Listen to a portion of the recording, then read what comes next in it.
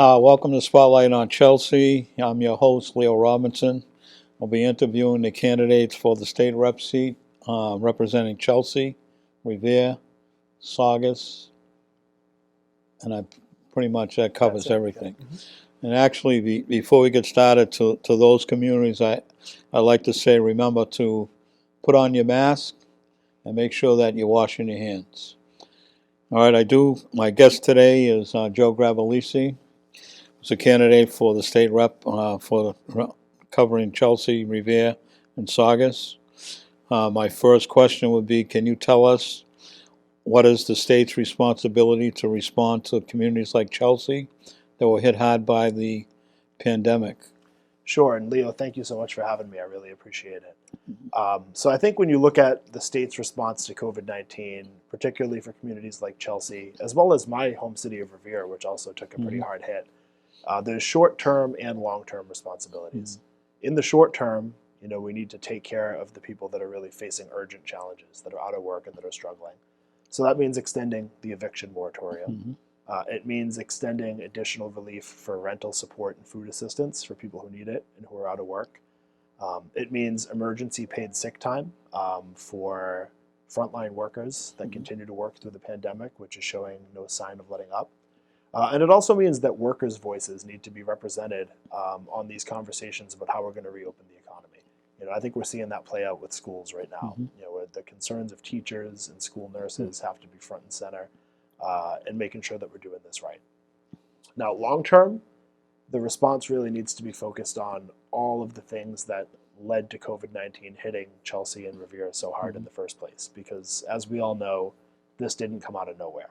The fact that Chelsea was hit so hard stems from decades of environmental injustice. It stems from broken housing policies, which has led to overcrowding and segregation. It stems from inequality of opportunity that hurts so many people in communities like ours. So these are the things that we need to think about as a state, and how do we recover, not just from the immediate crisis, but from everything that led up to it. Yeah, long term. Well, what was your personal experience in dealing with the pandemic and the shutdown of the economy, and now what we hope is the recovery? Yeah, so I was pretty fortunate in that, for me, work-wise, I've been able to work remotely. I work in higher education at Boston College. It's been a transition, but we were able to do most of our work remotely. I think where I've seen the most effect on me is just some of the community involvement that I have in Revere, where I've been really active in the community response to COVID-19. So back in mid-March, I guess, when it looked like we were really going to take a hard hit from COVID, I took some time to huddle up with Mayor Arrigo and with some of the community response coordinators in Revere, people like Dimple Rana and Ralph DeChico and Charlie Jafrida, and we just thought, what are the resources that we have available and how can we help? And I ended up sort of being part of the initial wave of the food, mask, and supply delivery service that Revere put into place. So spent the early weeks of the pandemic reaching out to seniors, reaching out to people that were self-isolating due to COVID, trying to connect them to resources, connect them to supplies. So it was humbling and harrowing, although also, in a way inspiring to see how many people eventually came out to support. It started with 5 or 6 of us working out of the senior center, and it turned into an operation of like 40, 50 people that were regularly working out of one of the middle schools. But I think an experience that sticks with me is, we have a Wednesday night food pantry that the First Congregational Church hosts in Revere. And I went to help out the first week that it was held, sort of post-COVID, post-onset of COVID. We're still in COVID. And just seeing the line of people, for blocks and blocks stretching. And, not only did it make me think, well, I'm glad that there's people here to help now, but it also made me think, how did we get here? How did we get to the point where there are this many people that were this close to catastrophe where they need to line up for food? So, we have a lot of people living paycheck to paycheck. Right. Now, in the middle of this pandemic, the national news also focused on the deaths of George Floyd, Breonna Taylor, Aubrey Murphy, and others. What should be the proper response be here in the Commonwealth to the national outrage over these deaths? Yeah, so, we are in the middle of dealing with a global pandemic, and there's already a lot of stress and a lot of anger in the country. And then you throw in all of these incidents that have happened and really picking at this festering scab of racial inequity that's been a problem in our country since it was founded. And I think it's important to remember that the protest movement that's happening right now, it's in part it's about police brutality and law enforcement reform, but it's also about all these inequities, housing inequities, education, opportunity, environmental inequities that, disproportionately have been impacting communities of color for a long, long time. So what should the response be? I think some of the conversations around police reform so far have been a good start. There's always going to be points of controversy, but I think in general, most people agree that it's common sense that we should do things like, have a statewide certification and decertification for officers so that if someone gets fired from the Chelsea Police Department for misconduct, that they don't resurface at the Lawrence Police Department or the Worcester Police Department, or that the Attorney General's office be involved in cases of potential misconduct by police instead of the DA that works with those officers every day. Right. Just try to create a little bit more fairness and accountability. And, the reason why I think this is important to emphasize is I know that in both Chelsea and in Revere, we have police chiefs and law enforcement leadership that understand and appreciate the importance of building a strong relationship between the community and the police. And so I think that, the idea that we want to create these accountability measures is not anti-police. Right. And it's not saying that all the officers are bad or presuming that they're doing the wrong thing, because all you have to do is spend a little bit of time with either of our departments in Chelsea or Revere to know that that's not true. But it is about building trust. It's about reforming broken systems. It's about creating more trust between the community and law enforcement, because ultimately public safety requires that kind of trust and cooperation between communities and law enforcement. But, as I mentioned, our reform efforts in the wake of this can't just be limited to discussions around policing. Right. We need to look at big picture policy initiatives. So, around, I mentioned sort of de facto segregation that exists in housing. There's so many wealthy communities in Massachusetts that do not do their part towards contributing affordable housing, and it leads to a lot of the segregation that we see. That just kind of rolls into inequities in education, where if you're born in in Wellesley or Belmont, you have access to a certain level of public education funding. If you're born in Springfield or Holyoke or Chelsea, not as much. So these are the things that we really need to tackle, because that's what's at the root of so many of these wounds that people have felt for so long. That leads into my next question, is that there's some long-standing legislation that it's in the State House deals with policing of immigrants, such as the Family Mobility Act and the Safe Communities Act. Where would you be on these issues?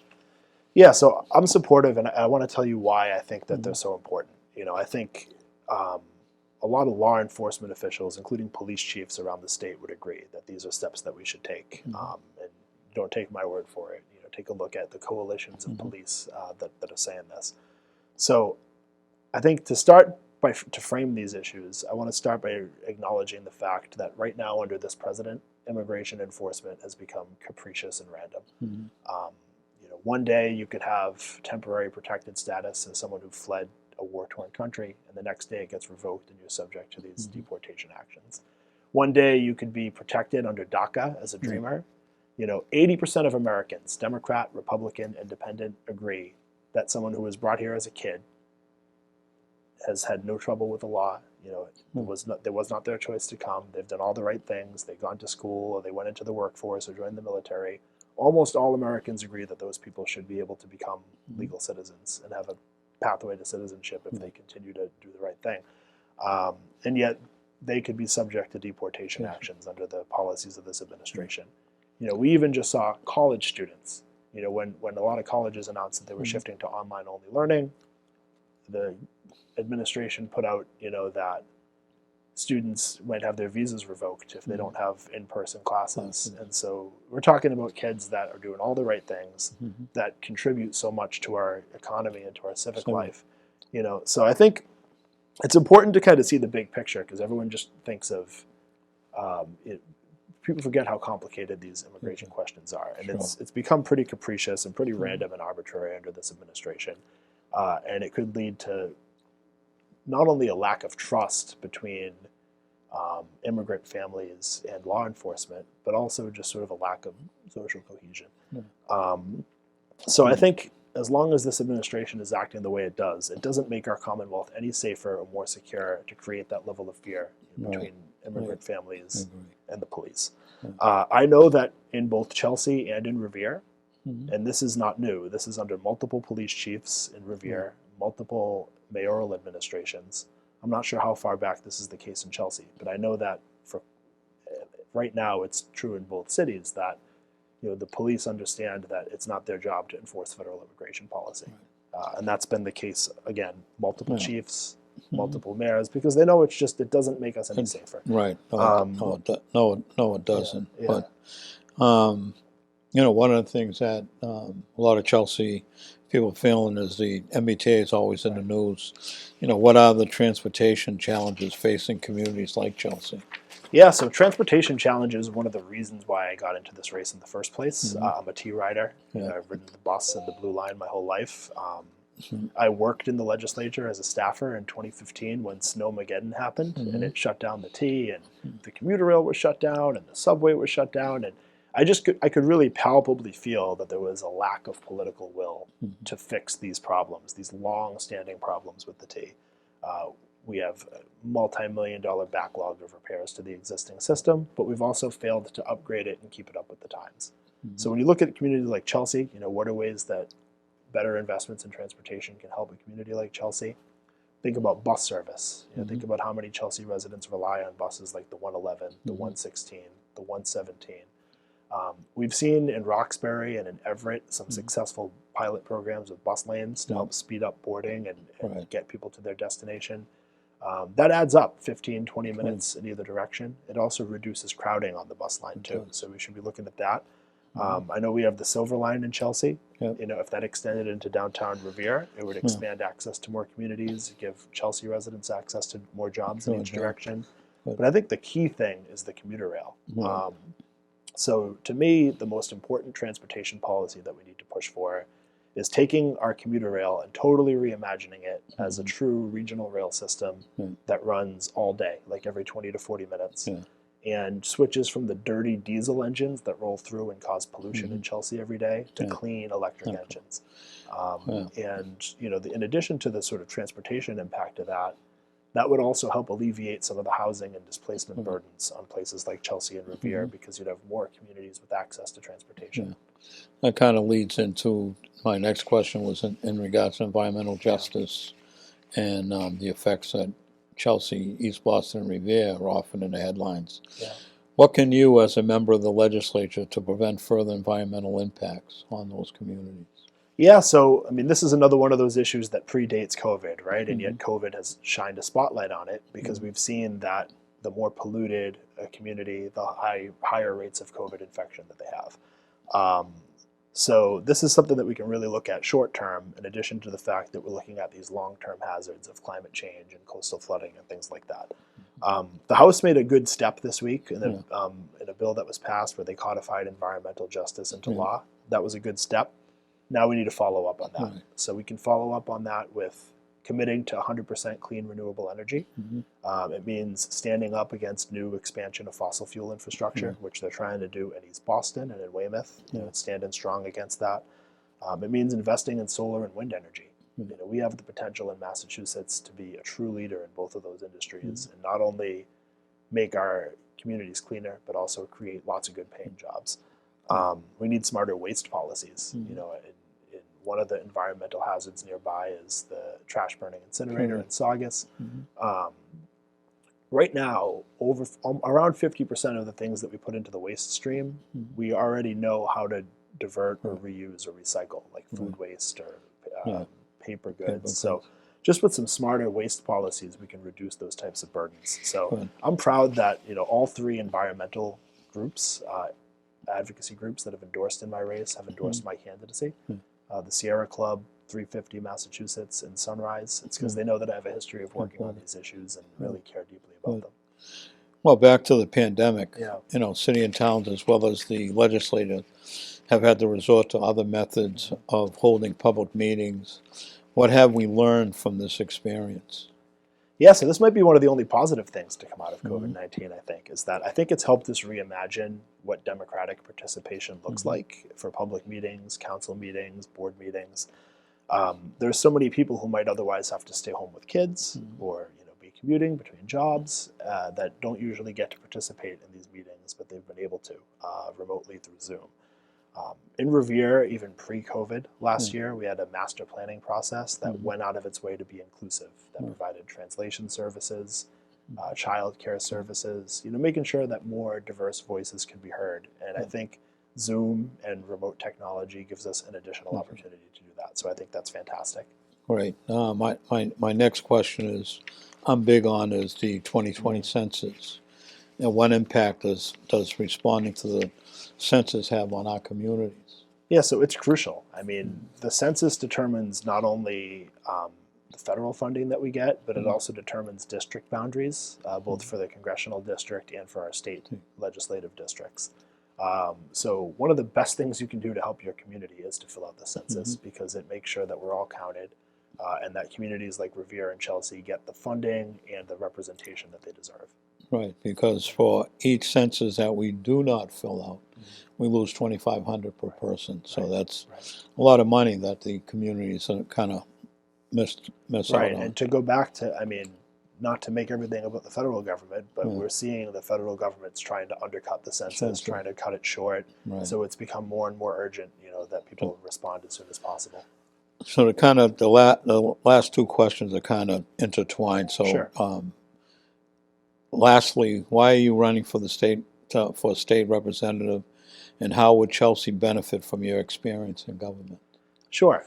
So the reason why I'm running is, my generation is staring down a number of crises that, frankly, our legislature in Massachusetts has just not acted with enough urgency on. So the transportation crisis, which we already talked about, which has made commutes a nightmare, has limited access to housing and to opportunities. A housing cost crisis, where for people of my generation, we're looking at exorbitant housing prices to be able to afford to stay here. Something that's also hitting senior citizens too, by the way, not only young people. We're looking at a climate and environmental crisis, particularly in communities like Revere and Chelsea that are environmental justice communities. And then also just this continuing crisis of inequality, where, like we talked about, where what zip code you're born in might determine what educational opportunities you have. We have thousands of kids that sit on waiting lists to go to a vocational and technical school, thousands of kids that don't access community college or public higher ed because it's too expensive. We need to tackle these problems, and we need new approaches and more ambitious ideas on how we can tackle them. When I grew up in this district, I grew up in Beachmont initially in Revere and then over to West Revere after that. My family, we lived with my grandparents in a two-family house that was pretty affordable for a family of modest means. My father was a union construction worker, still is, and on that salary was able to support the things we needed, like healthcare and like education, housing. That type of story is becoming more and more out of reach for people in Revere and in Chelsea. And I think we need to fight to make sure that people have that shot moving forward. So that's why I decided to run. I just feel like we need to take bolder action on these things. We need, more ambitious, progressive leadership to tackle these challenges. And as far as how my experience in particular would benefit Chelsea and the other communities that I'm looking to represent, I have nuts and bolts experience working on both state and local government. So I worked at the State House as a legislative director to a state representative from Lynn, Swampscott, and Marblehead, where I worked on environmental legislation.